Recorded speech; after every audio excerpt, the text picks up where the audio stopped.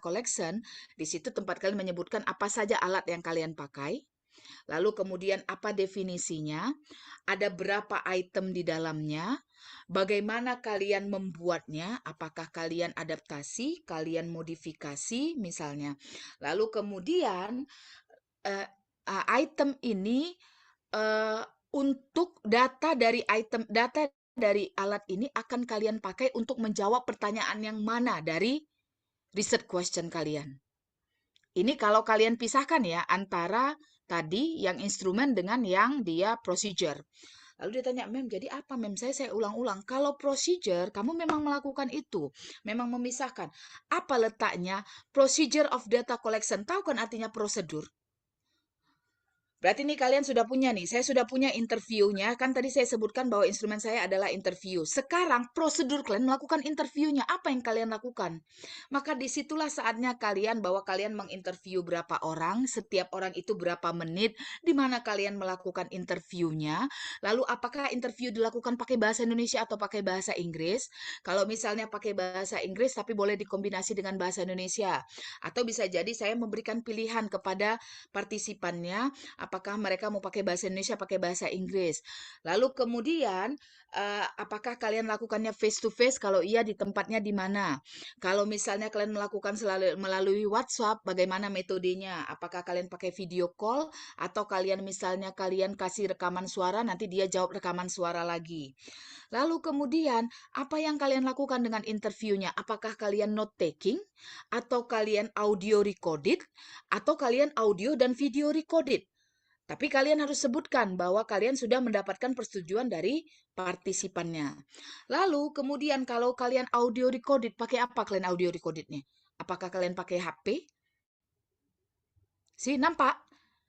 Lalu dijelaskan nanti hasilnya itu kan data itu masih belum bisa kalian analisa kalau bentuknya suara. Benar? Belum bisa kan? Lalu kalian sebutkan bahwa data dari interview kemudian ditranskrip. Harus kalian transkrip dulu kan? Nah, transkripnya apakah kalian transkripkan dia menggunakan alat atau kalian transkripkan dia secara manual? Artinya kalian dengar lalu kalian ketikkan, kalian dengar, kalian ketikkan. Lalu kalian transkripkan dia apakah dia secara verbatim atau non verbatim? Apa bedanya? Kalau dia secara verbatim, berarti apa yang diucapkannya itu yang kalian klik. Kalau non verbatim, bahkan ketika misalnya dia menjawab pertanyaan, lalu di tengah dia berhenti 5 menit, atau dia kalian berhenti 1 menit, atau dia pakai apa, itu semuanya kalian catat dan kalian tanda kutip. Nah, ini kenapa ada dilakukan non verbatim? Biasanya karena orang menganggap gini, ada hal-hal yang mungkin dia sensitif, agak susah dia menjawabnya. Jadi seberapa banyak dia posing itu ada artinya. Sudah? Kemudian ada lagi yang dia non verbatimnya apa? Misalnya dia ketawa waktu jawab itu, dikasih dalam kurung laughter. Kemudian kalau dia senyum, kasih nanti dalam kurung smile gitu loh. Itu artinya non verbatim, di luar yang diucapkannya pun kalian ditranskripkan. That's the procedure of data collection. Makanya saya tanya, UNSU nggak punya itu. Tidak usah kalian jadikan penyakit. Hidup sudah susah, jangan kalian susahkan lagi. Kalian jangan gara-gara ini mem kayaknya saya ketemu ini apa segala macam. Bukan apa-apa. Kalian kayak kelihatannya bagus, nanti jadi mengundang pertanyaan oleh supervisor kalian gitu loh. Biasanya kecenderungannya, kalau saya ada di situ, saya akan ada di situ membantu menjawab partisipannya, menjawab eksaminernya, untuk menjawab supervisor. Terbalik macam saya yang jadi supervisornya. Tapi kalau saya nggak ada di situ, macam mana nanti kalian mendefense-nya? Ini soalnya sudah pernah kejadian dengan kakak senior kalian, memaksa pembimbing satunya mengatakan, Bu, dia kan melakukan dia melakukan discourse analysis, mengambil pidato, dan pidato itu diambilnya namanya pidato atau stand up comedian, kan ada orang yang mengucapkan. Lalu sama supervisornya orang itu adalah partisipan. Dan dia nggak bisa ngapa-ngapain gitu. Lalu saya tanya sama supervisornya, Bu, what does a participant mean? Apa artinya partisipan? Participate, kan dia berpartisipasi kan? Di situ ada yang namanya volunteer. Dan ada korelasi hubungan langsung antara researcher dengan orang yang berpartisipasi. Lalu kalau dia Bu menganalisa data dari pidatonya Obama, apakah dia menghubungi si Obama? Apakah Obama berpartisipasi? Kan tidak, saya bilang. Yang dia ambil adalah data yang sudah ada kian di public space dan dia hanya mengambil pidatonya. Partisipan itu, researcher itu punya akses ke orangnya dan dia bisa kalau di interview dia bisa memberikan trigger, kan dia bisa bertanya gitu. Baru kata kata pembimbingnya, "Oh iya juga ya," katanya. "Ibu dapat idenya partisipan mana? Karena saya asumsikan partisipan itu adalah manusia, setiap ada manusia." No. Tapi eksamininya kan nggak bisa menjelaskan. Kadang dia mau menjelaskan, mungkin karena dia adalah mahasiswa, dosennya nggak mau dengar. Secara hierarki itu salah. Dia merasa, nanti aku kalau dikasih tahu mahasiswaku, nanti aku jadi ininya. Sih, itu katanya bolak-balik saya katakan, apapun yang kalian letakkan di dalamnya, give the concept and give the reference. Kalian mau bilangkan itu A, B, C, D, entah apa-apa kalian mau sebutkan, silahkan selama kalian kasih tahu siapa yang menggunakan istilah ini gitu loh. Nggak bisa mengatakan bahwa, Bu, saya rasa ini, Bu, dia kan pakai angka-angka, Bu. Ini angka-angka ini kan dia kalau dia datanya udah kuantitatif, ini nggak bisa dia, Bu, kualitatif. Ini harusnya dia, Bu, saya rasa ini semi kualitatif, katanya. Lalu saya tanyakan, oke, Bu, saya nggak akan menyalahkan, saya tidak akan menyalahkan pakai itu semi kualitatif, gitu. Kalau saya tidak mengatakan itu semi kualitatif, dia adalah kualitatif murni yang membedakan dia hanya punya data kuantitatif, tapi dia dihitung secara frequency count. Tidak ada statistik di dalamnya. Tapi kalau Ibu menganggap ini adalah semi kualitatif, silahkan Bu, tapi jangan lupa berikan pada siswanya referensinya siapa yang mengatakan bahwa ini semi kualitatif. Nggak bisa ibunya mendapatkan bukunya. Ah, itulah Bu yang saya nggak tahu. Tapi saya rasa ini, we cannot use feeling. This is not creative writing. Ini academic writing berbasis pada apa? Referensi ilmiah. Makanya ujung-ujungnya dia nggak jadi. Udah Mem katanya dia datang sebelum sidang dia datang sama saya. Mem, saya disuruh pembimbing satu, pembimbing dua suruh periksakan dulu sama Mem katanya gitu. Karena jadi kemarin jadi kamu ganti ke semi kualitatif. Enggak Mem, karena kata ibu itu dia nggak punya bukunya. Ya memang nggak bisa pakai feeling. Permasalahannya banyak sekali dosen kita ini pakai feeling. Kalau saya ditanya, Mem, saya nggak mau pakai Miles dan Huberman, saya mau pakainya Creswell, silahkan. Mem, saya nggak mau pakai si Creswell, saya mau pakainya Merriam, silahkan. Tapi ada referensinya. Jangan kalian pakai entah apa-apa di situ, tapi kalian nggak menyebutkan gitu loh. See, that's always concept. Nah, inilah kemarin ketika dia katakan, oh ya mem, sekarang saya udah paham. Dia sudah selesai, dia mau seminar hasil, tapi ada pertanyaan itu yang dia tidak bisa jawab gitu loh. Makanya dia bilang, so if you have this problem, silakan hubungi saya kalau pakai WhatsApp. Tapi kalau misalnya pakai WhatsApp, maklum saja kalau dia agak-agak lambat responnya. Karena saya setiap hari dealingnya anak S1, anak S2. Jadi anak S1 saja saya sedang membimbing 22 orang melalui jalur publikasi. Mereka nggak pakai skripsi lagi, publikasi di minimal Sinta 3 gitu loh. Ada 20 orang. Lalu mahasiswa S2 saya di semester 2 itu harus saya dampingi untuk publikasi karena syarat mereka untuk ujian itu ada publikasi. Dan saya tidak mengizinkan mereka melakukan publikasi dengan pembayaran. Jadi mereka harus betul-betul perlahan-lahan tertati-tati but they learn about all the process sehingga ketika mereka keluar dari prodi saya, mereka bisa survive kalau mereka mau bersaing di dunia teacher educator kalau mereka mau bersaing di dunia perguruan tinggi. Makanya kalau saya hanya menyuruh kalian untuk terbit gampang, tinggal kalian cari saja di situ yang namanya apa namanya, yang namanya sebagai ini makelar. Sini terbit 2.500.000, nggak pakai dianalisa apa segala macam. I don't want my student to do that. Makanya dari semester 2 mereka harus sudah menulis karena 1 tahun dibutuhkan untuk paling tidak gitu ya. Walaupun ada yang 3 bulan sudah terbit gitu. See, so this is what we want to see. Jadi now let me remind you again bahwa apa yang ada di USU nomor 1 yang ada di kalian itu adalah one research design. Gak usah kalian masukkan research paradigm, gak usah cari penyakit. Riset paradigm ini wajib di luar negeri menunjukkan bahwa dari mana kalian belajar berpijak dari kualitatif itu. Karena kualitatif itu ada dia constructivism, ada interpretism, ada yang namanya criticism. Lalu nanti dalam analisa datamu kau bagian yang mana? Interpretif, konstruktif, atau kau bagian yang kritik. Criticism. Nah, kalian kan nggak ada. Jangan gara-gara kalian lihat contohnya ada kalian masukkan. Riset paradigm jangan dipakai. So, number one is research design. Apa yang harus ada di dalam research design? Yang pertama sekali yang kalian sebutkan adalah approach-nya. Apakah dia kualitatif atau kuantitatif? Itu yang pertama kali disebutkan. Jadi biasanya rata-rata kualitatif. Once you finish with approach, provide the concept. Kasih tahu apa itu pengertian kualitatif. Disinilah saatnya kalian mau pakai kualitatifnya siapa. Pakainya punya si Yen, punyanya si Creswell, atau punyanya si Merriam. Tapi jangan punya Sugiono ya. Sugiono itu bukan untuk orang social science. Kalian kan ngasih itu aja yang dipakai gitu loh. Padahal kalau orang dia social science terutama bahasa itu dia orangnya si Creswell. Makanya ada di dalam penelitian itu akan mengatakan gini, kualitatif for misalnya apa for nursing study kan beda-beda. Makanya itu ada artikelnya gitu loh. Jadi sebutkan approach-nya apa, kualitatif atau kuantitatif, lalu kemudian kasih pengertian apa itu kualitatif. Sudah? Setelah selesai, kalimat yang berikutnya adalah specify the design. Disinilah saatnya. Apakah kalian mau mengatakan bahwa ini adalah apa descriptive case study, phenomenological case study, apakah ini narrative inquiry, apakah ini autoetnografi, apakah etnografi, apakah ini retrospective narrative inquiry, terserah. Karena itu nanti akan disesuaikan dengan pertanyaan kalian. So that's you put your design. Oke? Beda kan? Hampir rata-rata kan biasanya ini adalah kualitatif. Kualitatif yang mana? Ada 100 lebih loh desainnya gitu loh.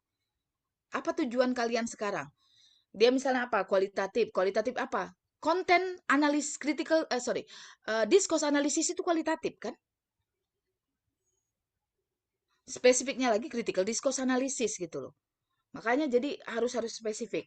Jadi approach, kasih definisi approach-nya, lalu spesifik desainnya apa? Kasih definisi desainnya. Oke. Setelah selesai, ini yang paling penting.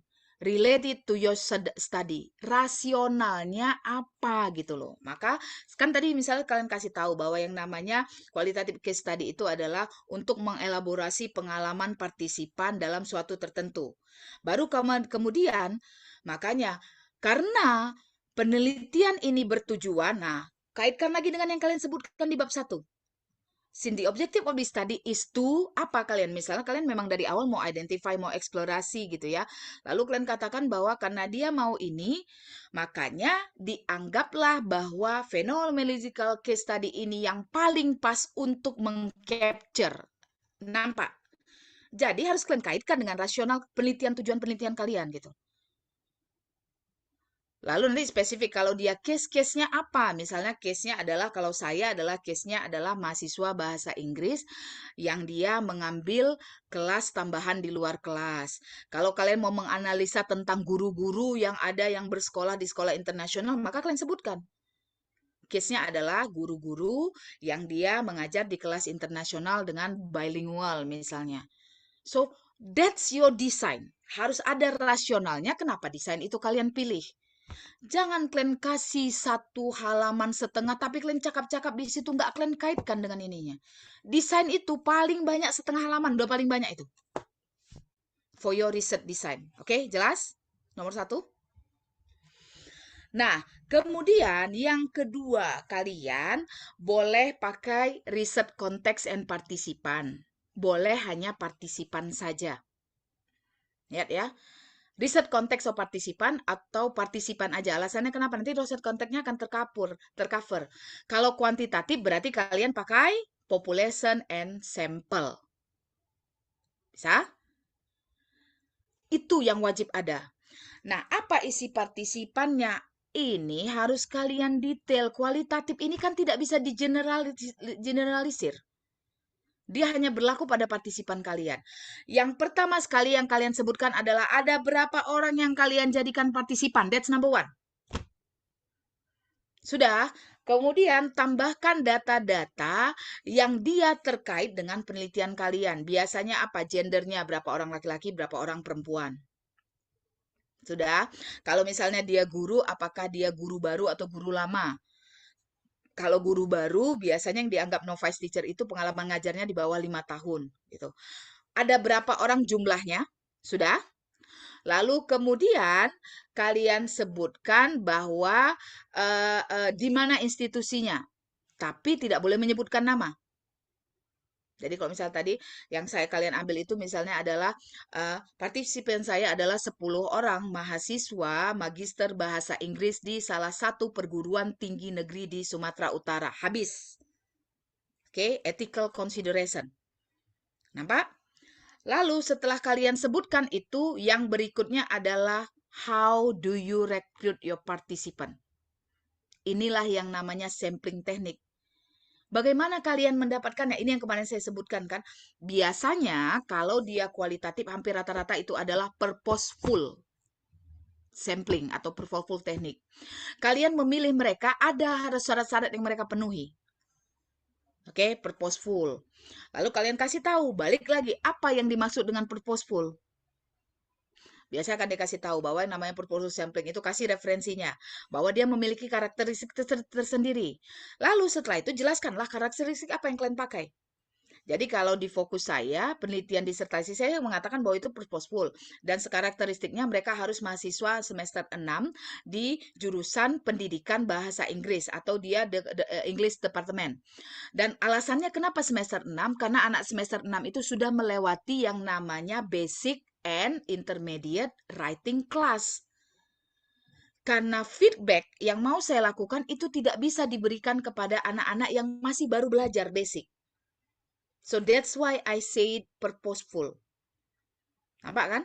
Sudah dikasih konsepnya, dijelaskan apa karakteristik yang kalian pakai. And next, how you get them? Bagaimana kalian terkorelasi ke mereka? Siapa gatekeeper kalian? Gatekeeper itu adalah kalau di sekolah, itu biasanya kalau nggak kepala sekolah, guru. Kalian boleh mengatakan bahwa misalnya karena kalian adalah guru di institusi itu. Atau misalnya karena kalian boleh, karena apa namanya, first principal, your supervisor adalah guru yang di situ yang memiliki akses ke dalam. Oke. Nah, itu yang harus kalian sebutkan. Nampak? Nah, lalu bagaimana dengan demografik datanya?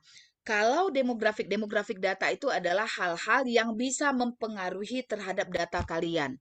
Jadi, apa-apa saja hal-halnya. Biasanya gender mempengaruhi. Lalu kemudian kalau kalian mempelajari tentang guru, misalnya tentang strategi mengajarnya, latar belakang pendidikan itu kan mempengaruhi. Apakah dia tamatan dari FKIP atau bukan? Kemudian apa? Pengalaman mengajarnya. Itu kan mempengaruhi. Lalu apa? Gelar akademiknya mempengaruhi kan?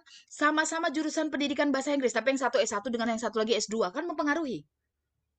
Sudah, jangan yang tidak mempengaruhi kalian masukkan ke situ. Kalian masukkan bahwa 5 orang agamanya Islam, 7 orang agamanya ini. Ngapain agama? It doesn't change your data. Paham maksudnya? Baru misalnya kalian katakan bahwa oke, 5 orang sudah menikah, 3 orang. Mempengaruhi nggak nikah dengan tidak nikah? Nggak kan?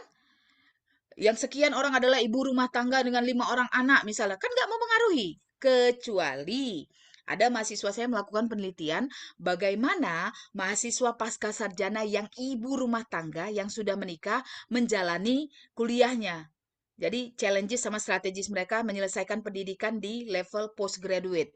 Nah, itu baru boleh diceritakan. Berapa lama dia menikah?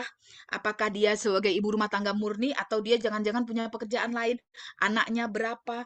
Ah, itu boleh. Tapi kalau guru, mempengaruhi nggak dia punya anak dengan nggak punya anak?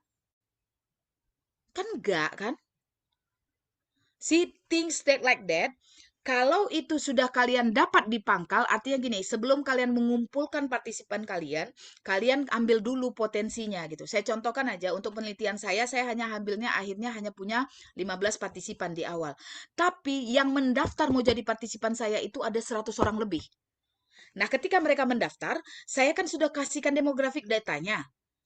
Makanya saya tahu bahwa demografik data ini sudah saya kumpulkan di awal. Tapi kalau seandainya demografik data ini adalah bagian dari survei yang nanti akan kalian lakukan, kalian berikan waktu kalian penelitian. Jadi penelitian kalian ada survei. Bagian satu itu adalah demografik data, bagian kedua itu adalah baru survei terkait dengan topik penelitian kalian. Maka nanti finding kalian, temuan yang pertama itu boleh result of demographic. Itu yang seperti saya lakukan di dalam disertasi saya. Oke? Bisa memahami?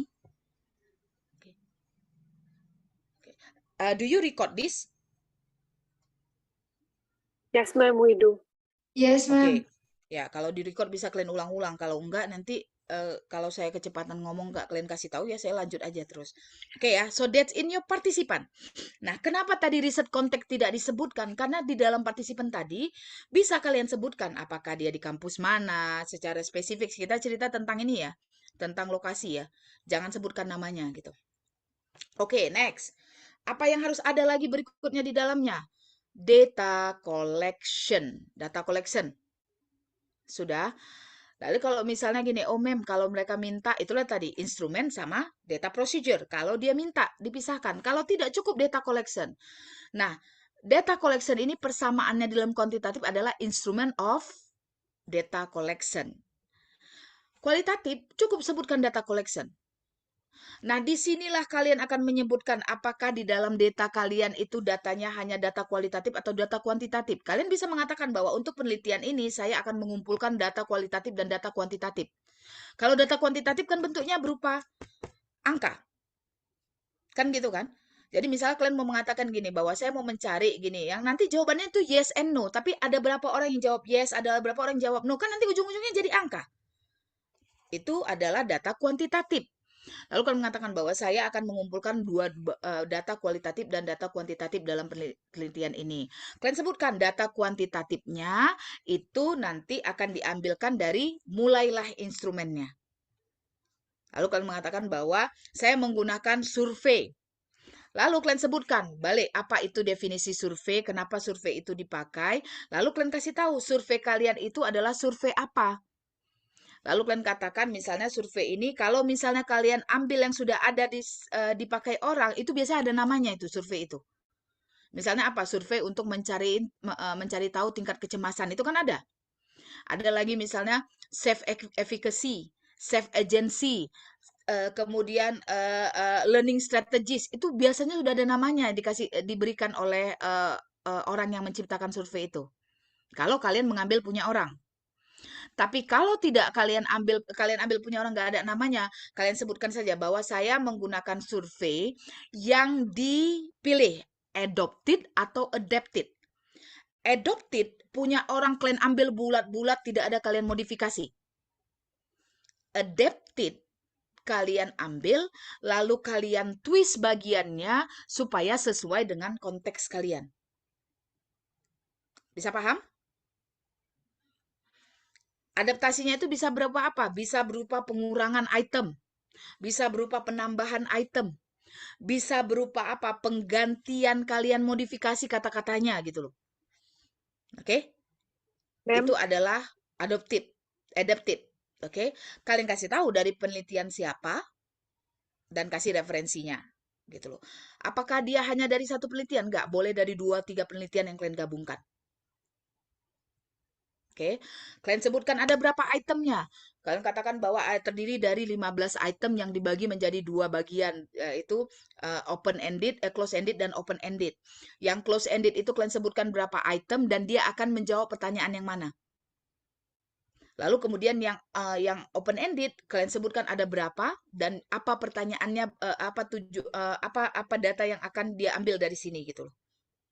Oke, bisa kira-kira? Lalu bagaimana kalau misalnya dia not adapted, saya ciptakan sendiri. Nah, ini yang orang yang biasanya nggak pernah tahu gitu. Maksudnya jarang tahu. Kalau kita membuat sendiri, akan orang tanyakan, bagaimana kalian tahu valid dan reliable-nya? Artinya gini, bagaimana kalian tahu bahwa yang kalian buat itu akan mengumpulkan data yang kalian butuhkan untuk menjawab pertanyaan kalian? Itu satu. Kemudian bagaimana kalian tahu tingkat pemahaman siswa gitu? Atau orang yang mau kalian iniin.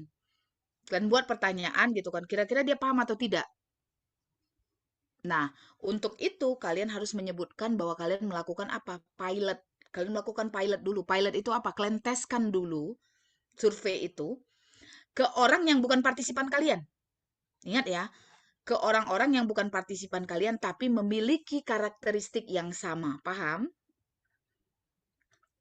Misalnya nih, kalian partisipannya adalah anak magister bahasa Inggris USU, 5 orang. Sorry, kalau 5 orang nggak boleh survei, salah saya. Katakanlah 20 orang. Survei itu karena besar ya. Kalau cuma 5 orang, survei nggak bisa dipakai. Oke? Kenapa? Karena kalian akan menginterview. Ya udah interview aja, ngapain lagi di survei gitu. Jadi kalau survei itu kecenderungannya adalah karena partisipannya besar, lalu kalian kasih survei. Nah, nanti hasil surveinya itu akan kalian analisa, baru kalian undang untuk interview. Yang diundang jangan semua. 5 orang saja misalnya. Itulah alasannya kenapa dikasih survei. Tapi kalau misal dari awal kalian cuma 3 orang, ditanya orang ngapain kalian survei, orang nanti mau kalian interview, kenapa nggak kalian tanya waktu interview aja sih? Paham maksudnya kan? Karena kita tidak bisa melakukannya secara interview semuanya habis waktunya, maka kita survei duluan, baru nanti hasil surveinya kita analisa, dan kita akan memilih orang-orang yang akan kita interview gitu ya. Nah, jadi lalu kemudian apabila kalian melakukan pilot itu adalah kalian katakanlah bahwa kalian punya anak magister bahasa Inggris, anak USU, 20 orang yang mau kalian survei. Nah, kalian pilot dulu survei yang kalian kembangkan, kalian kasih juga dengan anak USU, magister bahasa Inggris, tapi bukan yang 20 orang itu, paham? Karena karakteristiknya kan harus sama. Oke. Kalau nggak ada lagi anak USU, misalnya mem nggak ada, cuma tok itulah semuanya anak USU udah saya ambil semua. Kalian cari yang dia magister juga, yang jurusannya sama dengan anak USU itu. That's the pilot namanya. Oke. Lalu setelah kalian sebutkan dan tutup dengan data apa yang akan diambil untuk menjawab pertanyaan apa. Oke, saya ulang lagi ya. Untuk semua instrumen yang kalian gunakan, nomor 1 kalian sebutkan instrumennya apa, lalu kalian kasih pengertian konsepnya, lalu kalian jelaskan berapa itemnya, lalu kemudian kalian kasih tahu dari mana sumbernya, apakah kalian modifikasi atau kalian ambil dari orang lain atau kalian buat sendiri. Kalau kalian buat sendiri, kasih tahu bagaimana kalian memvalidkannya, memvaliditasnya, mengecek validitas dengan reliabilitasnya. Lalu tutup dengan apakah dia apakah datanya digunakan untuk menjawab pertanyaan nomor 1, 2, atau 3. Jelas kalau dia 3 pertanyaan. Oke. Nah, lalu gimana? Mem, saya mau makainya kayaknya cuma survei aja, nggak bisa. Kalian nanti tidak dapat data source triangulation. Triangulasinya nggak dapat. Ingat nggak?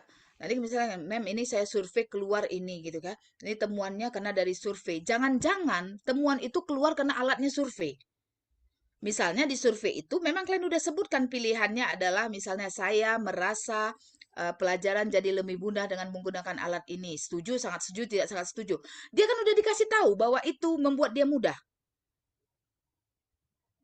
Tapi kalau seandainya kalian pakai data survei, kalian tambahi dengan interview, kalian tambahi lagi dengan misalnya saya pakai reflective essay, mem. Reflective essay misalnya gini, siswanya kalian suruh untuk menuliskan apa namanya reflection mereka setiap habis pelajaran. Oh, saya pakai foto voice. Oke, kemudian oh saya pakainya observasi.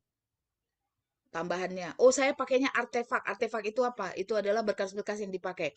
Jadi kalau guru, kalian bilang saya ambil artefaknya, berarti kalian minta sama dia lesson plan-nya, misalnya silabus dia, buku apa yang dipakainya, kemudian misalnya apa lagi? Eh, em, apa namanya presensi harian. Ya, itu adalah artefak. Oh, saya mau ngambil dokumen-dokumen, mem. Dokumen itu apa? Saya mau mencari tahu bagaimana peningkatan siswa, tapi saya nggak mau ngetesnya. Jadi apa yang kalian ambil kalau nggak mau ngetes? Apa kira-kira? Nilai ujiannya, Mem. Eh, Oke, nilai ujian kan sama dengan tes. Misalnya kalian nggak mau ngambil tesnya, apa yang kalian ambilkan? Portofolio dari nilai harian mereka. Jadi misalnya kan, misal gurunya ngasih tugas, dia catat bukunya. Jadi kalian minta itunya. Bisa? Kira-kira? Nah, data itu nggak boleh satu, kenapa? Supaya dia data triangulation. Dan misalnya, oke mem, katanya ini saya mendapatkan temuan satunya adalah misalnya apa, menurunnya akhlak, apa namanya, menurunnya kemampuan, apa misalnya, menurunnya akhlak atau perilaku, atau moral anak-anak, eh, eh, anak-anak mahasiswa sekarang ini, gitu. Dia kasihkan di dalam datanya itu ada kutipan sampai 5 kutipan, tapi semua kutipannya itu berasal dari interview. Dia nggak punya data lain. Dia cuma menginterview. Rupanya kenapa ininya keluar? Pertanyaan dia waktu interview, bagaimana pendapat kamu tentang moral anak sekarang yang sudah makin turun? Dia yang bilang bahwa moral anaknya sudah turun. See, your participant doesn't have any choice. Kan jadi nggak ada choice dia kan? Orang yang bilangnya si researcher. Pantaslah ini keluar. Kenapa nggak sampai 5 orang? Pertanyaan dia memang begitu gitu loh. Makanya tidak boleh kalian mengatakan misalnya tantangan. Lalu kalian mau nanya gini, tantangan guru dalam menggunakan teknologi di dalam ruangan kelas misalnya. Tantangan guru dalam menggunakan misalnya apa? Artificial intelligence tool gitu ya. Tidak boleh dalam pertanyaan interview kalian itu kalian tanya apa Pak tantangannya? Nggak boleh. Lalu dia bilang, oh tantangan saya adalah 1, 2, 3. Karena kalian yang sudah mengeluarkan tantangan. Kalau ini yang kalian lakukan, itu namanya adalah reportase. Itu kayak misalnya pembawa berita memberikan laporan. Kan dia tanya, kan? Halo Pak, halo, She forget to turn on. halo. Oke? Nanti akan kalian lihat kenapa itu nanti tidak boleh, karena saya akan tunjukkan di dalam findingnya. Jadi bisa dipahami. Makanya ada buku khusus Halo, bagaimana cara menginterview gitu loh.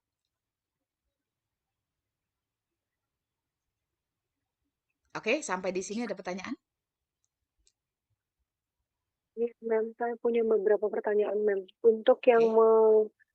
kan ini, Mem, yang pertama, kalau kita mengambil, misalnya mengambil potensi partisipannya dulu, kemudian Hmm. baru nanti dipilih menjadi partisipan, Mem. Nah, Sementara partisipannya terbatas, Mem. Apakah lebih baik langsung aja? Misalnya kalau guru kan, Mem, di beberapa heeh, sekolah maksimal 2 sampai 3, Mem. Kalau misalnya oke. cuman Jangan pakai dipilih lagi. potensi partisipan. Jangan. Hmm. Oh, pakainya ya udah langsung aja dia langsung pakai. Makanya dia itu makainya apa? Purpose sampling lalu kemudian apalagi kalau dia benar-benar terbatas, convenient sampling kan? Tahu apa artinya convenient sampling? Ini adalah partisipan yang paling gampang dijangkau oleh si peneliti.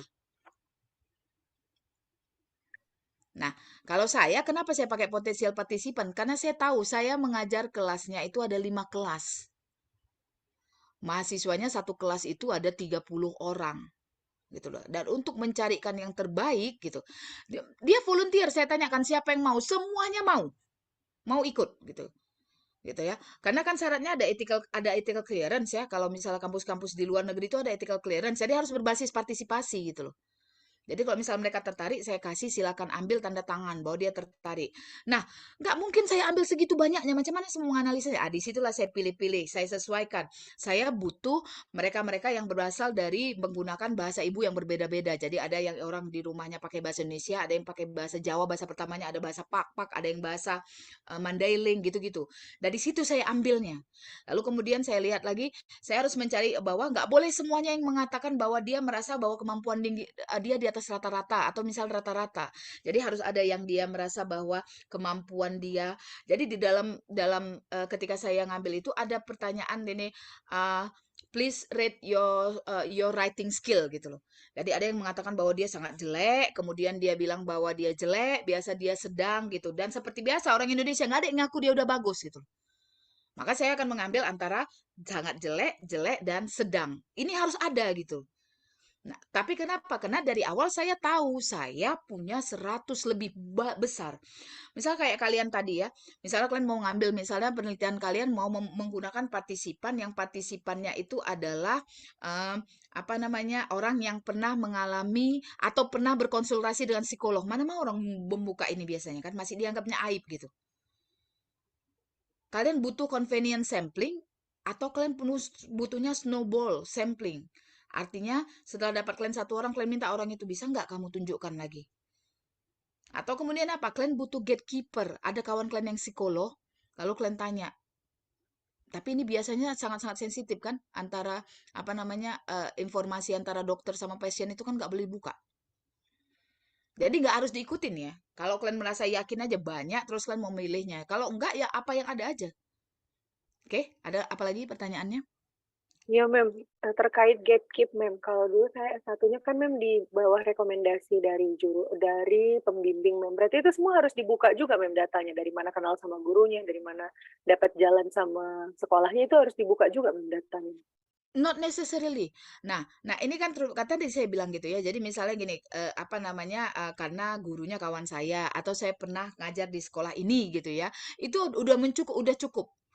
Misalnya mengatakan bahwa karena saya sebelum pernah mengajar di sekolah ini, jadi saya punya kedekatan dan saya mempunyai akses gitu. Saya kenal dengan ininya. Ah, itu udah cukup, nggak usah di detail-detail gitu. Oke.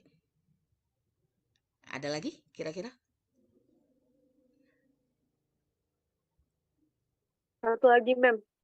Untuk yang instrumen itu, Mem. Saya pernah dengar ada yang bilang kalau misalnya instrumen kita tuh harus menjawab pertanyaan kan, Mem. Jadi kalau misalnya pertanyaannya 3, minimal instrumennya juga harus 3. Is it correct, Mem? No. No. Karena misalnya gini, saya menggunakan interview dan jawaban dari interview itu bisa menjawab pertanyaan nomor 1 dan nomor 3 misalnya gitu loh. Jadi yang salah itu adalah bukan karena pertanyaannya 3, instrumennya harus 3, bukan itu gitu loh. Jadi sekalipun pertanyaannya 2, instrumennya tidak boleh 1. Atau misalnya sekalipun pertanyaannya 1, instrumennya itu datanya nggak boleh datang dari satu instrumen itu dia. Supaya apa? Data source triangulation gitu loh. Maka logikanya saja kalau kita membutuhkan data source triangulation, kalau misalnya dia pertanyaannya 3, instrumennya harus 3, gimana kalau seandainya kita mau punya instrumennya 5? Apakah pertanyaannya harus 5? Kan enggak. Jadi salah alasannya. Tapi kalau dalam kualitatif, kita memang tidak boleh menggunakan hanya satu instrumen. Oke? Ada Thank you, lagi Mem. kira-kira? Ada lagi?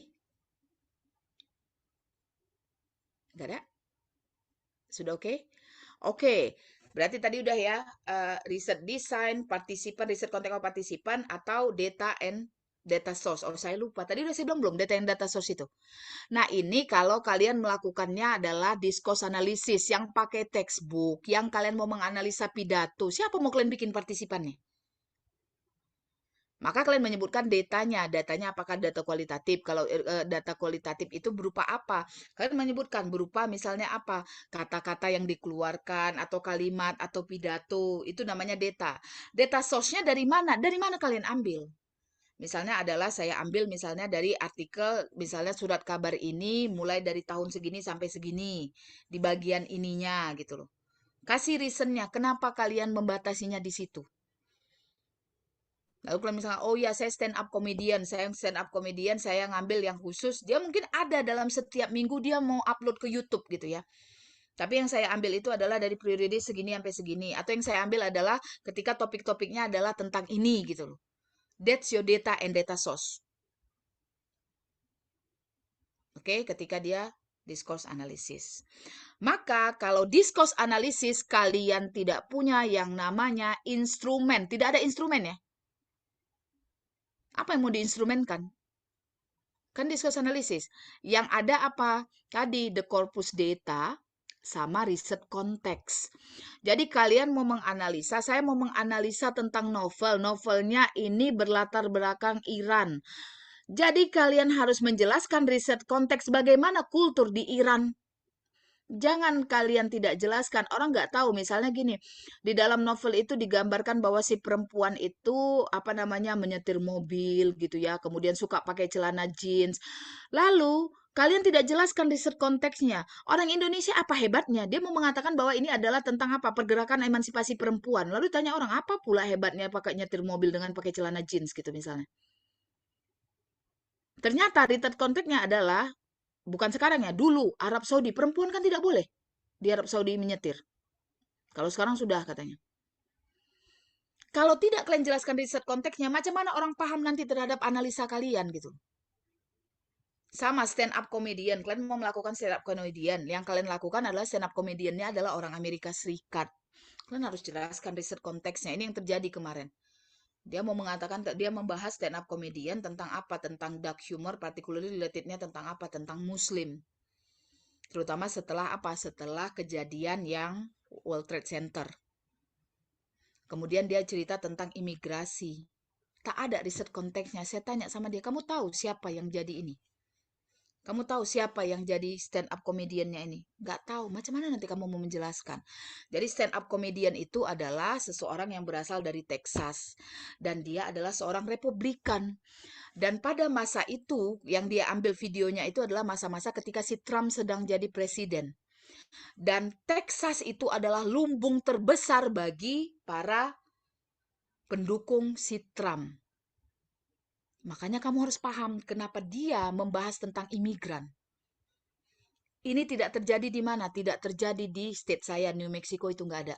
Karena banyak imigrannya di situ. California itu nggak jadi, Arizona nggak jadi. Dan dia nggak tahu ini. Lalu saya tanya, apa kapasitas kamu menganalisanya?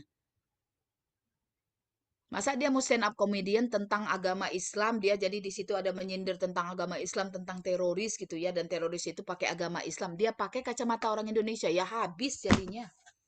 It doesn't work. Makanya kenapa ada riset konteks. Kalian mau membahas tentang gender, gender yang ada di dalam buku teks. Lalu kan harus kasih tahu bahwa buku teks itu dipakai di Indonesia. Kasihlah riset konteksnya di Indonesia. Yang menyatakan bahwa mana kita masih patriarki, bahwa yang namanya di Indonesia masih tetap mayoritas dianggap laki-laki itu sebagai breadwinner, perempuan itu adalah sebagai ibu rumah tangga. Kan begitu. Sehingga ketika perempuan bekerja, dia tidak boleh menyampingkan pekerjaan dia sebagai ibu rumah tangga. Baru kamu nanti bisa gender representatifnya kamu iniin gitu. You have to tell your audience the research konteks dulu. Kemudian ditambah dengan apa? Bahwa yang namanya orang Indonesia, karena mayoritasnya Muslim, maka kultur yang ada di Indonesia, values yang ada di Indonesia itu adalah kombinasi antara cultural dengan religious values. Di mana yang namanya kalau para Muslim itu, yang perempuan, yang namanya imam itu adalah suami. Ini akan mempengaruhi nanti sedarap critical discourse analysis kalian. So that's what it means. Bisa dipahami kenapa harus ada itu gitu. Oke, tadi saya kelewatan jadinya. Next, yang berikutnya itu adalah setelah riset konteks, kemudian apa? Yang berikutnya itu adalah data analisa. Data analisa inilah, nanti akan saya tunjukkan dengan contohnya ya. Data analisa ini, kembali lagi, kalian menganalisa datanya itu pakai apa namanya. Miles Huberman itu bukan nama. Itu adalah orang yang mengasih referensinya. Apa nama metode dia? Saya menggunakan data analisa dengan menggunakan namanya thematic content analysis. Namanya adalah thematic content analysis. Maka kalau di dalam kuantitatif, kalian akan menyebutkan, saya menggunakan deskriptif statistik. Deskriptif statistik kan bukan nama orang kan? Saya menggunakan inferential statistik. Jangan mengatakan data analisa saya menggunakan SPSS. SPSS itu adalah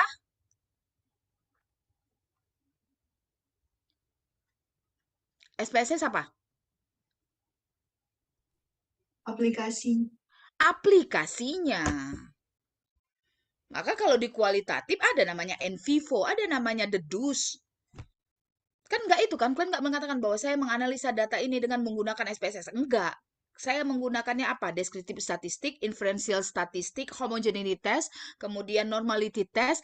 Yang saya gunakan, yang saya analisa menggunakan SPSS package yang keberapa. Kan gitu. Namanya apa? Sama dengan kualitatif. Namanya apa? Saya menggunakan thematic content analysis. Saya menggunakan critical discourse analysis. Yang pakai versinya siapa? Si Verloh, yang pakai versinya Van Leeuwen. Saya menggunakan visual image analysis. Namanya apa? Itu yang disebutkan. Setelah itu, baru kalian kasih definisinya berdasarkan referensi yang kalian pakai. Jadi jangan saya menganalisa data dengan menggunakan Miles dan Huberman. Sejak kapan pula si Miles dengan Huberman ini jadi nama analisa data? Dia adalah orang yang memberikan referensi bagaimana menganalisa data. Sampai di sini bisa dipahami? Sudah? Nah, nanti akan saya balik spesifik ke situ. Bagaimana caranya menganalisa data nggak salah? Nanti kita akan pakai yang saya kasihkan tadi yang menggunakan ini, yang menggunakan disertasi yang child welfare tadi. Lalu di disertasi saya juga ada. So must be like that. Sebelum saya jelaskan, agak kita skip dulu ya.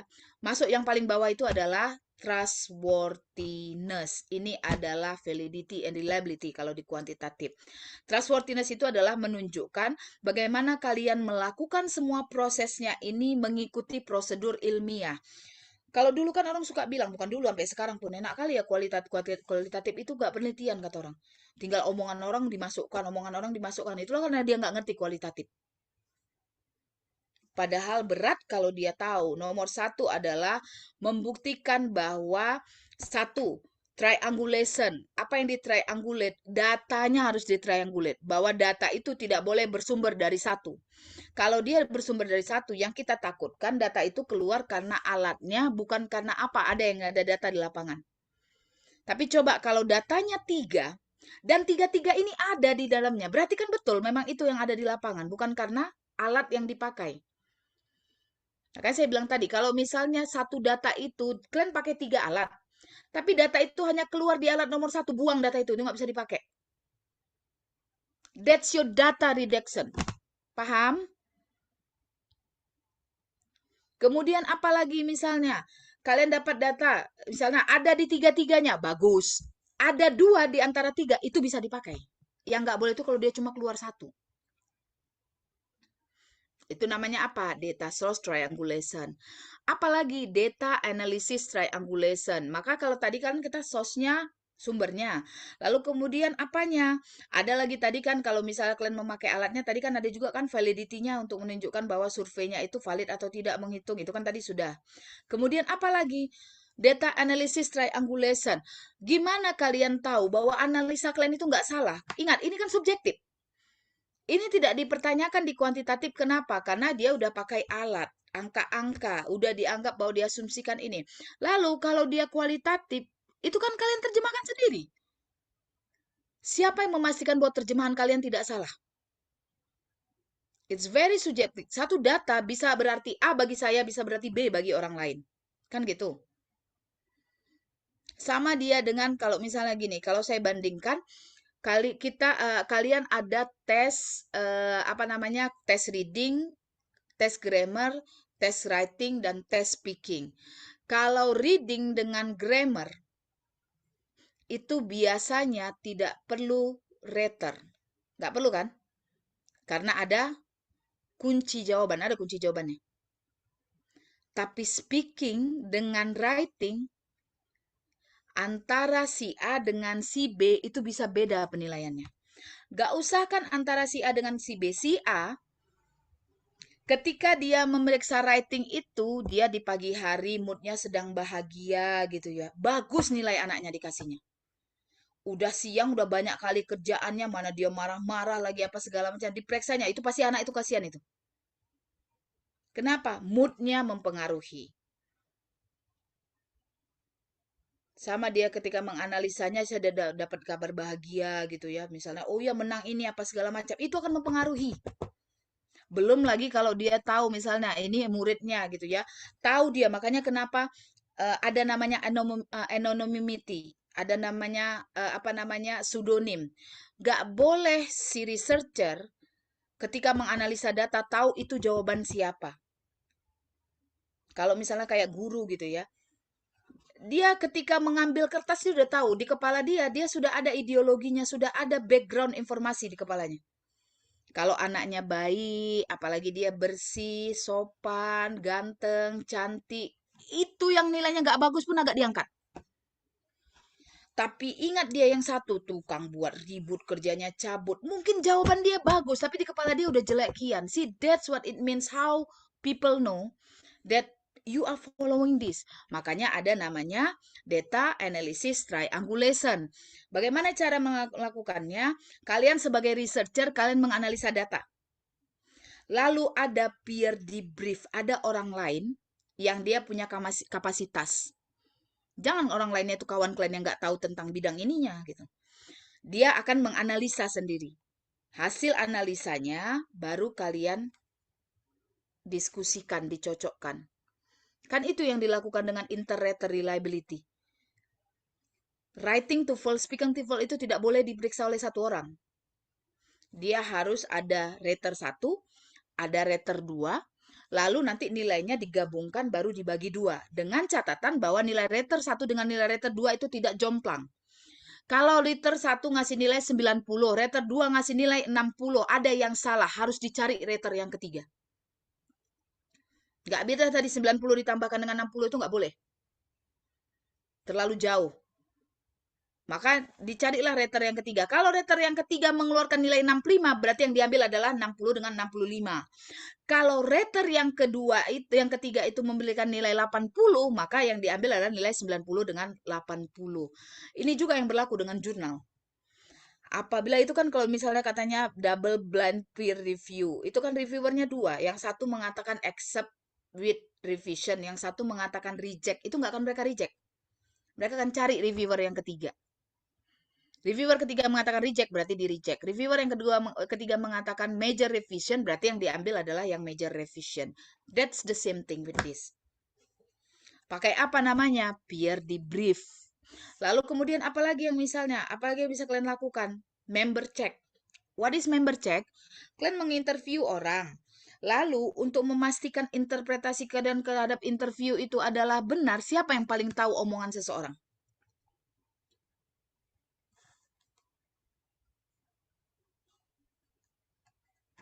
Siapa yang akan melakukan member check-nya?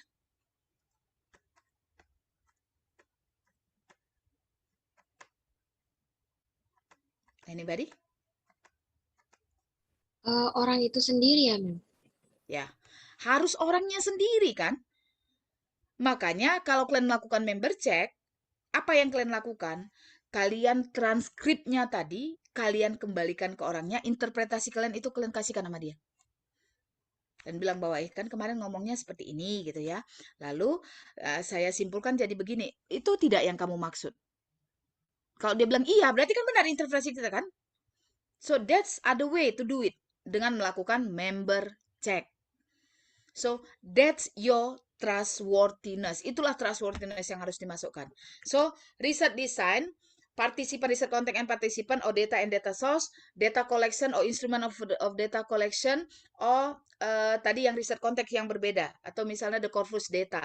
And then after that you have data analysis, and then the last one is trustworthiness. Ini isi metodologi kalian, jangan ditambah yang lain. Jelas? Jadi kalau bisa dia di cover di data source saja.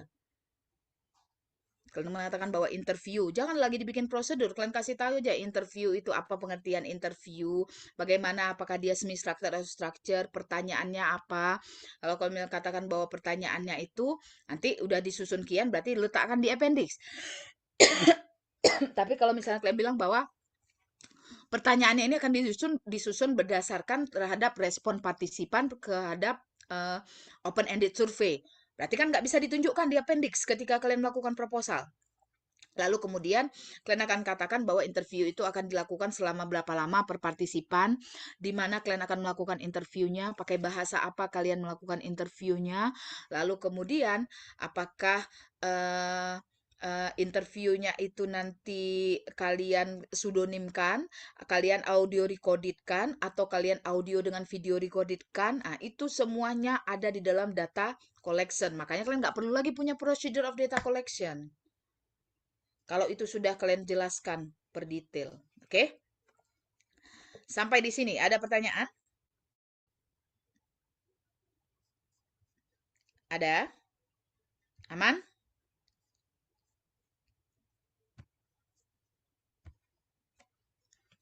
Aman? Ada pertanyaan?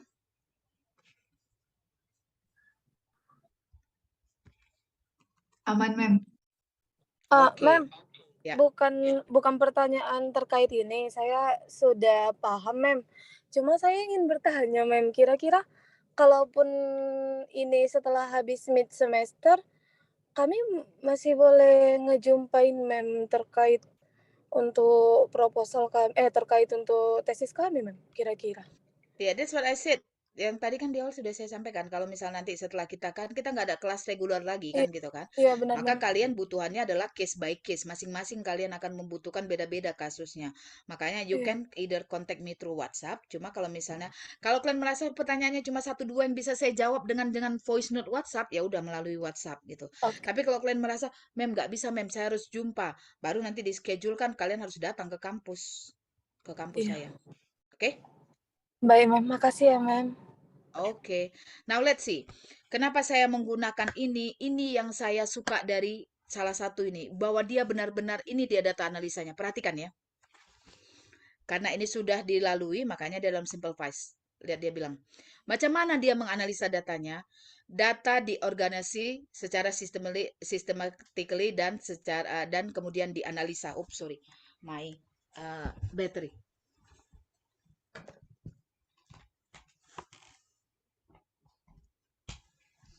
Nah, lalu kemudian let's see. Macam mana dia menjelaskannya?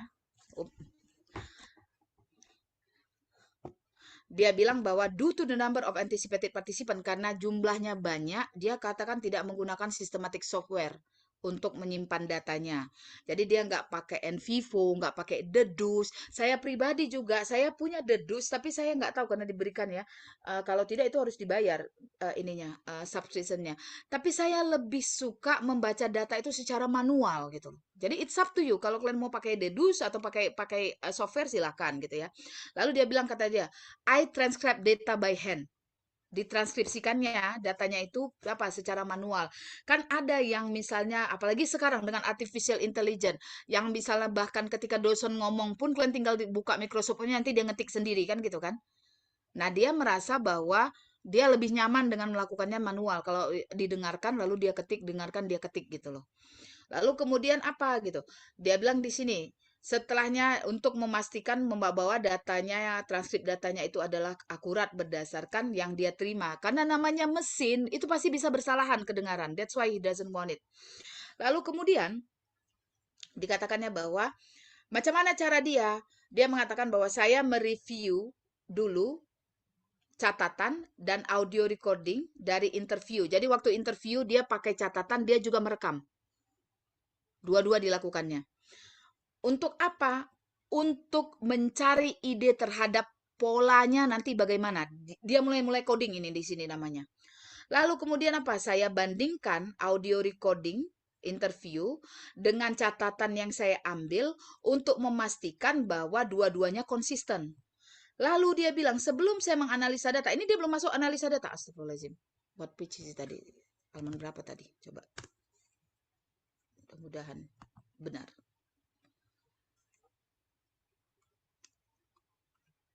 Oh, ini makanya nanti kalau kalian mencontoh contoh ini di sini dia kasih kualitatif itu apa pengertian kualitatif lalu rasionalnya kenapa dia menggunakan ini. Tinggal enak. Bab 3 itu sebenarnya paling enak kalau kalian sudah punya teks mentor. Kalian nggak perlu berpikir lagi, ambil aja oh dia pakai ini karena ini ya udah aku sesuaikan dengan aku punya misalnya gitu. Oke. Now let's see.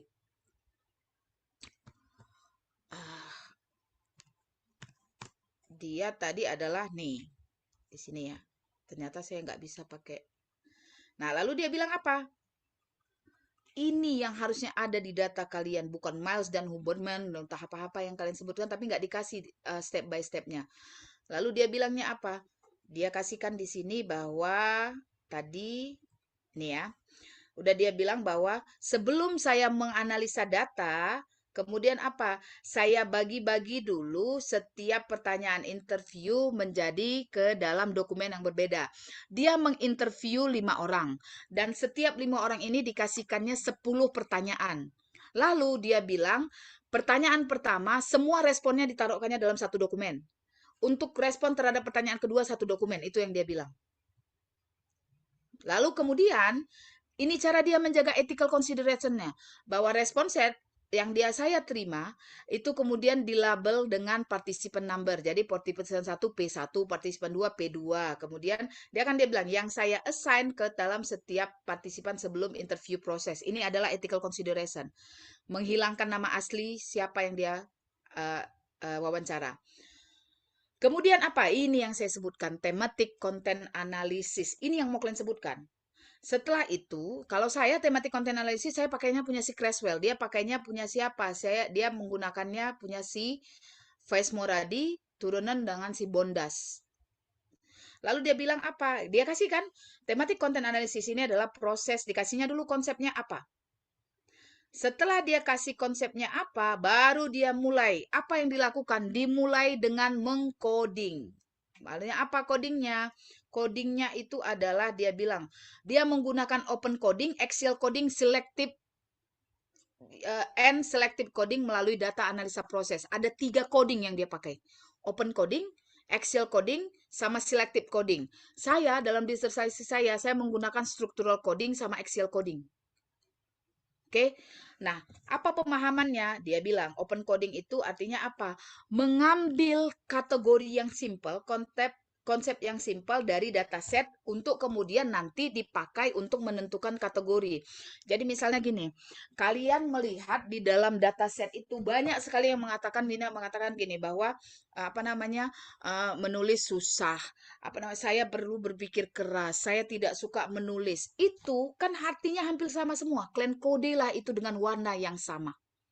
Itu adalah open coding. Bagian dari pertama sekali adalah menganalisa datanya di level kata per kata. Lalu kemudian dia apa? Baru dia masukkan kemudian adalah Excel coding. Nah, tadi setelah dia dapat codingnya, udah deh, kalau saya pakai color coding, waktu itu saya beli terpaksa Faber Castell supaya mewarnainya beda-beda gitu ya. Nah, semua tadi yang warnanya sama-sama hijau, warnanya sama-sama merah, karena saya pakai color coding. Warnanya sama-sama biru, kemudian apa? Saya lanjutkan dia ke dalam Excel coding. Apa itu Excel coding? Ini sorry, saya harus naik turun karena dia di antara ini. Excel coding ini terjadi ketika data kemudian dikecilkan untuk mencari kaitan antara yang tadi sudah digaris-garis bawahi tadi, yang sudah kalian warnai di open coding tadi. Nah, inilah yang kalian lakukan di dalam data reduction untuk menggunakan Miles dan Huberman. Beda kan? Yang dibutuhkan itu adalah kayak gini, apa yang kalian lakukan? Gak usah dikasih tahu samanya, oh saya menggunakan Miles dan Huberman, yaitu data collection, data reduction, data condensation. Data reduction adalah dikasihnya konsepnya, tapi nggak dikasih taunya apa yang dilakukannya pada saat reduction itu. Nggak dikasih taunya apa yang dilakukan ketika condensation itu. Dia nggak ngasih tahu apa yang dilakukannya dengan presentation itu. Kalau ini kan nampak jelas kan? Diapain dia dulu datanya, kemudian apa? Lalu setelah itu baru dia maju ke selective coding. Apa ini? Artinya apa? Integrating, refining the relationship.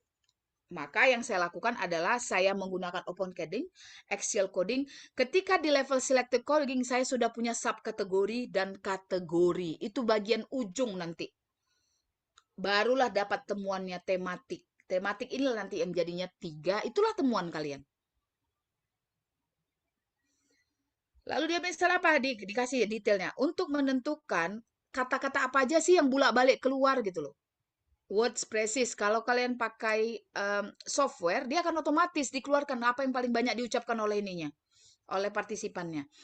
Untuk menentukan kata-kata yang apa saja keluar, saya pakai open coding. Ini dia tadi. Kemudian saya assign code. Dia berarti pakai kode. Kalau saya nggak pakai warna. Kalau dia pakai kode, kalau saya pakai warna. Saya warnai merah, nanti sama semua. Kemudian saya analisa artinya apa berdasarkan recurring word and phrases ini. Yang bolak-balik keluar ini artinya apa gitu. Kemudian apa? Analyze ini saya rasa salah satu yang paling detail, contoh paling detail bagaimana caranya melakukan kualitatif data analysis. Lalu kemudian apa? Meta teams. Kalau dia menggunakan meta teams ya, saya nggak menggunakan meta teams. Saya menggunakan subkategori, kategori baru tema. Kalau dia menggunakan meta teams. Jadi beda-beda istilahnya karena saya pakai Creswell, dia pakai yang berbeda gitu ya. Nah, ini kalian contoh.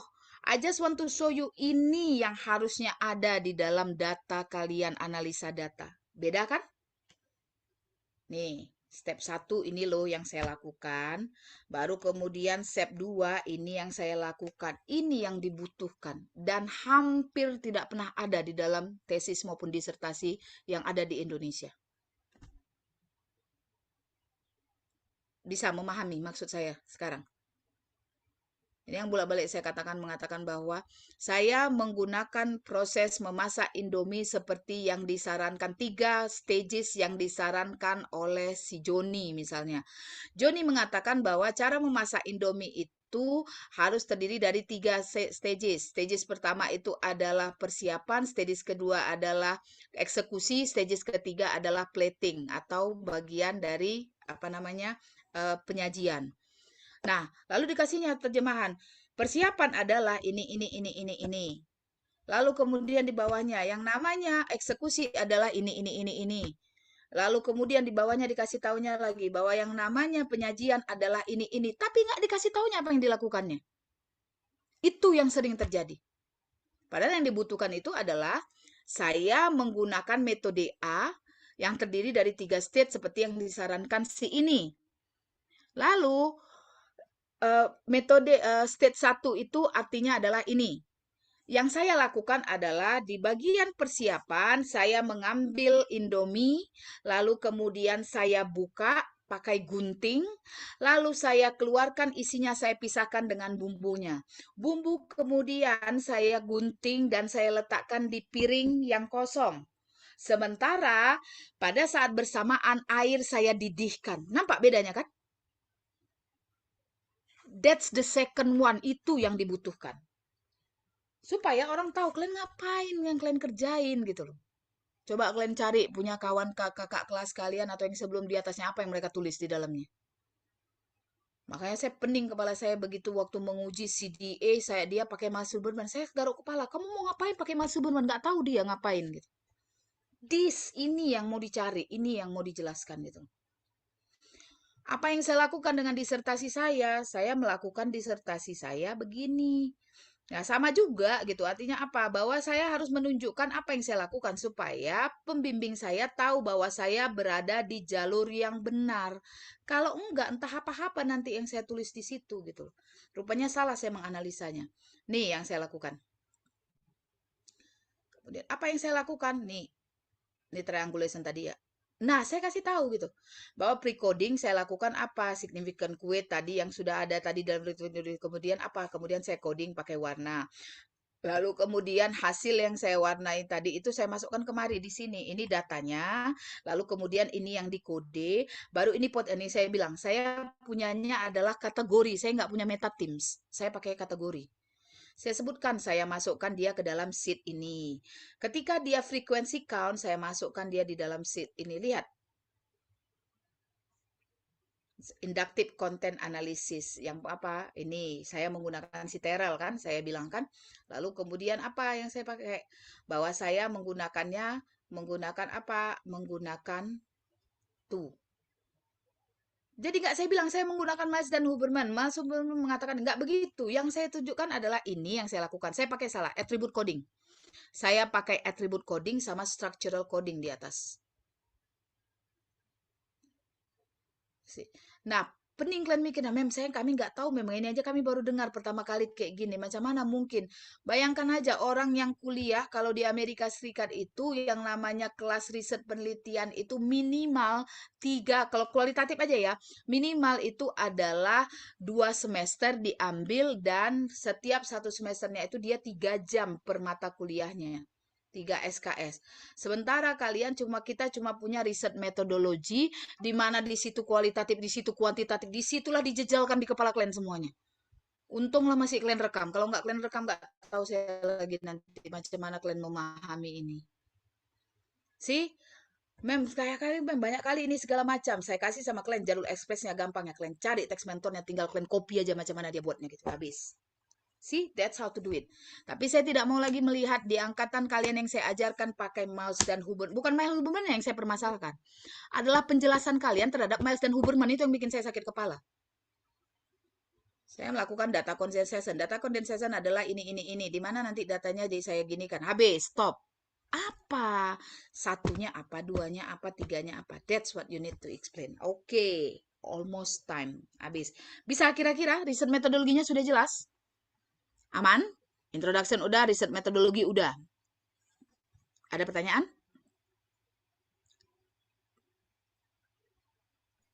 Ma'am, Ya. Grace, kayaknya Grace ganti judul nih disaran sama Sarahmat. Kalau misalnya Grace personal message mem boleh? Boleh, tapi gantiannya kemana kira-kira? Ininya apa? Saya mau tahu Ini sih garis ada sih besarnya. mem. Jadi Grace kira-kira judulnya bakalan gini. An Attitudinal Analysis of American Stand-Up Comedy, The Personal Branding of Trevor Noah. Oh, berarti jadi CDA. Ya, Oke. tadi yang mem Oke. jelaskan juga sudah. Jadi Grace sudah ada sedikit pencarian-pencarian ya sama dengan yang menjelaskan barusan. Gitu. Kalau kira-kira. CDA kan kalian ada kakak kelas kalian yang saya udah mulai udah ininya bisa dicontoh dia punya riset konteksnya apa segala macam ini ya. Oke. Jangan lupa ketika menceritakan Trevor Noah itu adalah jangan lupa rasnya dari mana, dia aslinya Ya. warga negara mana dengan kulit hitamnya, di mana dia sering, karena stand up comedian, bahasan Trevor Noah itu sering menyindir perilaku Menyindir. orang kulit putih terhadap orang imigran. Ya. Jangan lupa itunya. Ya, Makanya harus dikasih tahu ya riset mem, udah konteksnya siap. apa gitu kan. Terus kemudian dia seringnya apa? Dia sering menggunakan tentang bahasa. Kan dia bilang kan bagaimana bahasanya orang kulit hitam dengan bahasa Inggris orang ini. Kan itu yang banyak Trevor Noah. Harus Ya. dikasih tahu nanti di riset kontennya biar orang tahu gitu ya. Oke? Oke, mem. Ada lagi? Ada lagi kira-kira? Thank you, mem. Sudah aman? Nah, semua kan udah saya kasih tahu ya, bahkan yang terakhir yang punya si ini siapa namanya? Yang punya kalau nggak salah saya yang ada terakhir itu si punyanya si Luther. Mana dia? Tadi dia ada. He's out now. Oh, ini ada. No, ma'am. Ya. Nah, saya tidak masalah dengan judulnya. Yang saya mau lihat itu nanti adalah riset questionnya. Karena kan itu masih cuma baru analisis di level teks. Itu masih mengidentifikasi. Lalu pertanyaannya gini, apa bedanya nanti anak S1 dengan anak S2 kalau cuma dia levelnya hanya mengidentifikasi? Kan nggak bisa diterima itu kan? Saya melihat judulnya baru ke situ gitu loh. Tapi kalau misal kayak punya si Grace tadi kan dia mau mengatakan bahwa saya mau melakukan ini, analisa ini, dan di dalam analisa itu nanti ada teks, ada konteks, ada dia diskursnya. Kebetulan yang punya judul si Luther itu saya masih melihat itu baru di level teks sama konteksnya yang bisa dilakukan gitu. Topiknya oke, mungkin judul yang butuh dimodifikasi nanti. Oke? Iya, Saya ma'am. butuh lihat riset questionnya.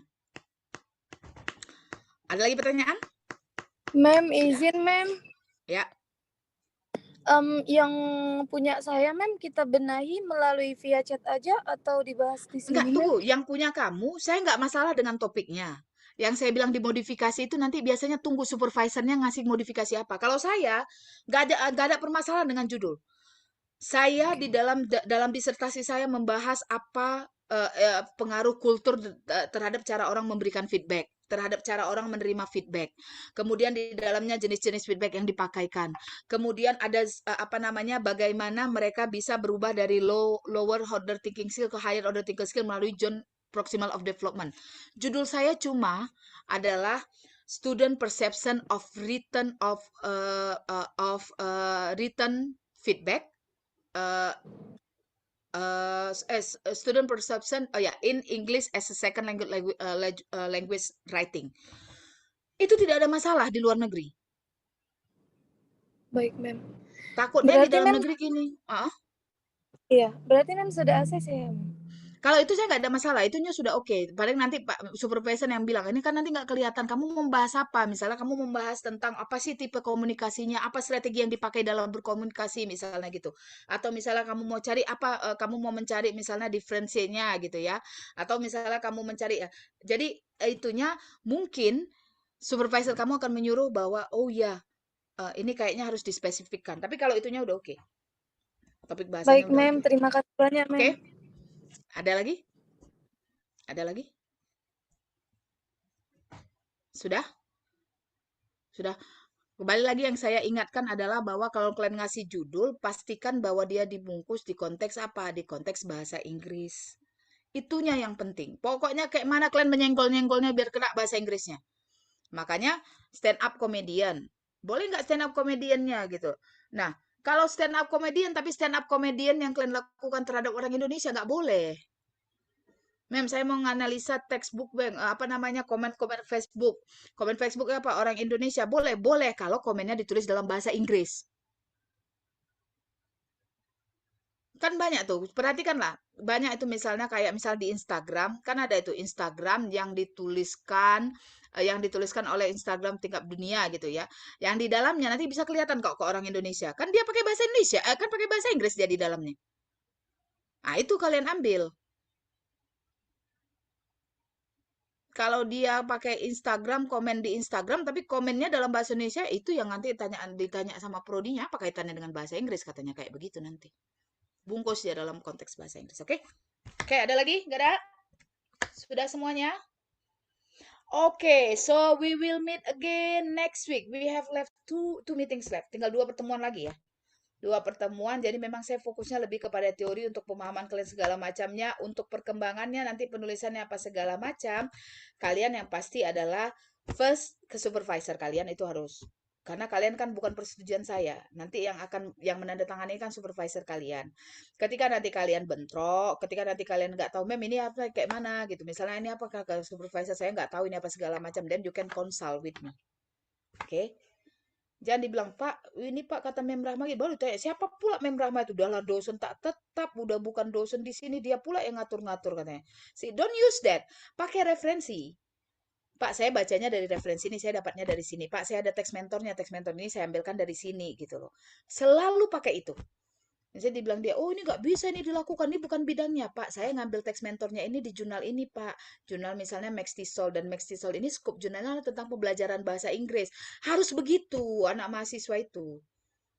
Jangan dibilang kata ini, menurut saya, perasaan saya, hilangkan kayak gitu. Kalau kalian datang sudah dengan referensi yang sekian banyak, pasti supervisor kalian nggak bisa cakap lagi. Orang kalian pakai referensi, tapi kalau kalian datangnya, kata kakak saya nengok punya kakak saya, alah udah, kalau udah kayak gitu udah lah. Nggak kuat logikanya.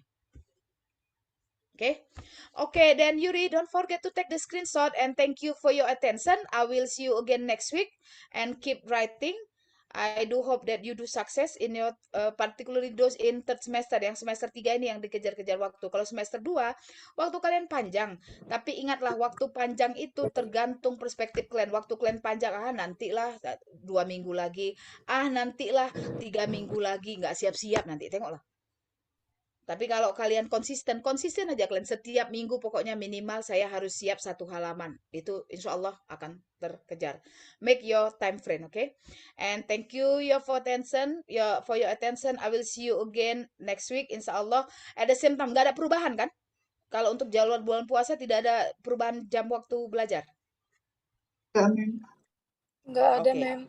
Okay, then I will see you again as usual next week at 9 a.m.